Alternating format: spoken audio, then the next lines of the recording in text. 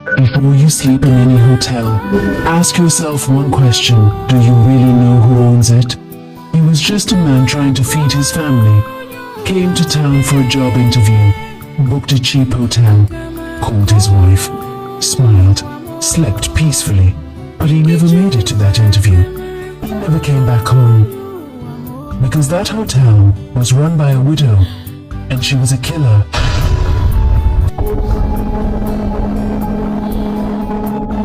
At the edge of Lakeside Town, just before a narrow, quiet road led into the bushy path, there stood a small hotel painted brown and cream. It had only 10 rooms. Nobody ever called it beautiful. It was basic, cheap, and quiet. People only lodged there because it was affordable, especially those who didn't plan to stay long. It was called Sunlight Guest House. The owner was a woman called Mama Grace, a widow in her early 60s. Her hair was always tied in black scarves, and she wore large, dull gowns that made her look harmless. But there was nothing harmless about her. Nobody in Lakeside Town really knew who she was, or where she came from. People only whispered that her husband had died mysteriously years ago, and since then, she had run the hotel alone with her son Kenny. Kenny was in his early 30s. He looked calm in public, soft-spoken, always smiling, but anyone who crossed his path in private would see his true face. He was as evil and cold as his mother, maybe worse. They had a secret, a dark, bloody secret. The hotel was a slaughterhouse. Not every guest was a victim. Only the unlucky ones, those who were alone, had no family nearby, or were desperate enough to lodge in such a cheap place.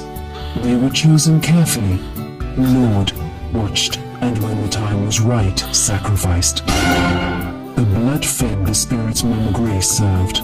The pieces were used for rituals, wealth, protection, long life. Some parts were buried, some were sold. Others were taken far away in the back of a van by Kenny. No trace, no story. They thought they were too clever to be caught. Until one day, a stranger comes to town. Michael James was a man of hope. He had a small family, a beautiful wife, Linda, and 2 lovely kids, Sammy and Tina. They lived in a small 2-bedroom apartment in a crowded city. Things weren't perfect, but there was love in their home. The kind of love money can't buy. Michael was a struggling father, working odd jobs and chasing interviews. When he finally got a message inviting him for a job interview in Lakeside Town, he was overjoyed.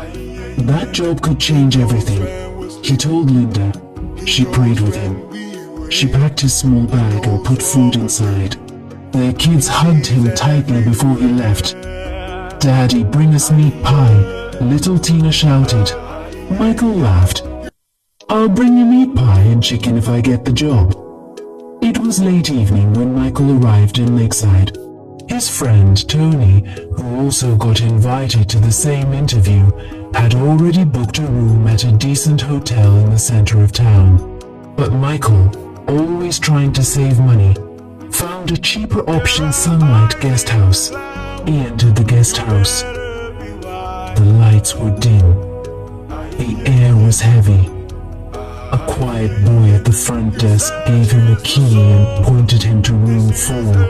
Inside, Michael settled down. He took a quick bath, wore a clean shirt, and sat on the bed with his phone. Michael video called his wife. "Sweetheart," he smiled. "I'm here." "Thank God," Linda smiled back, her kids waving in the background. "How was the journey?" "Stressful, but I'm okay. A hotel is small, sure, but I'll manage."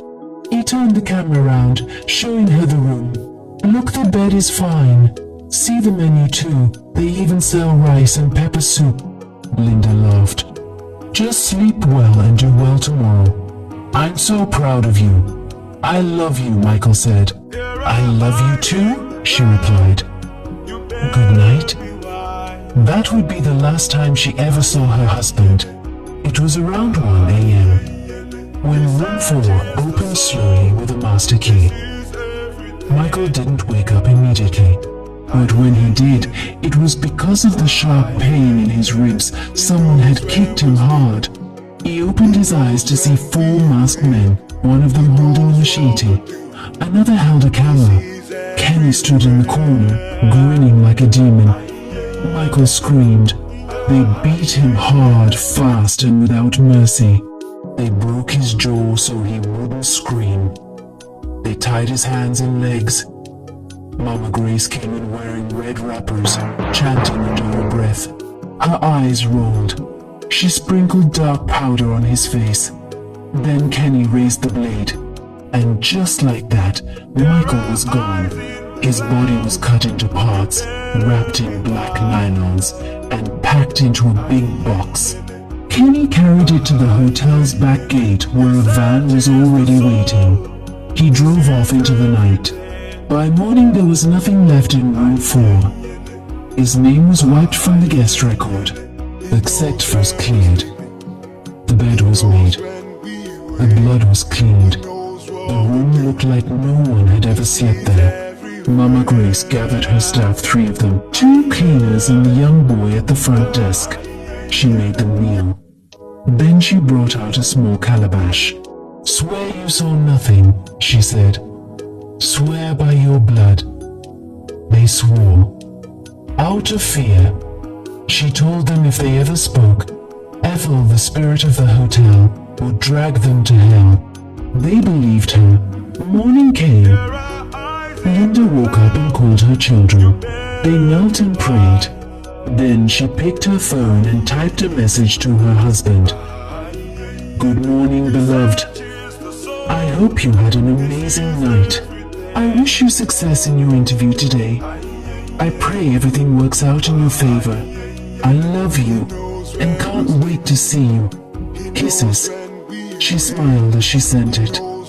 Then she dressed the children, took them to school, and opened her small second-hand clothes shop. But time passed quickly. By 2 p.m., she had not heard from Michael. She tried calling him.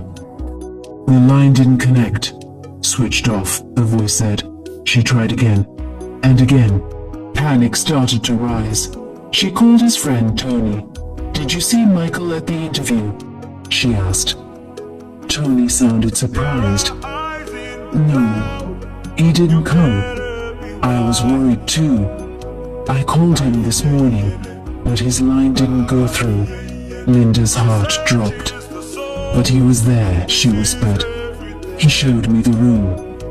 He showed me the menu. Sunlight Guest House." She searched for the hotel online and found the number. A receptionist picked. "Good afternoon," Linda said. "He's my husband, Michael James. Lodged in your hotel yesterday." "I'm sorry, Ma," the receptionist said quickly. "We don't have any guest by that name."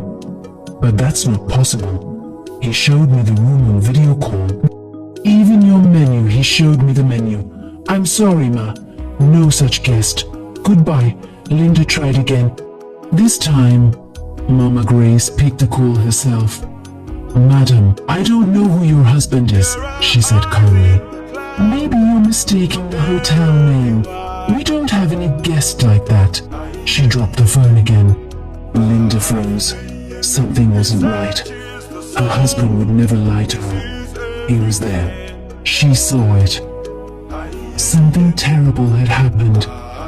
She put on her slippers and took a bus to the neighboring town. Immediately she got there, she marched to the police station. "Officer, I want to report a missing person. My husband.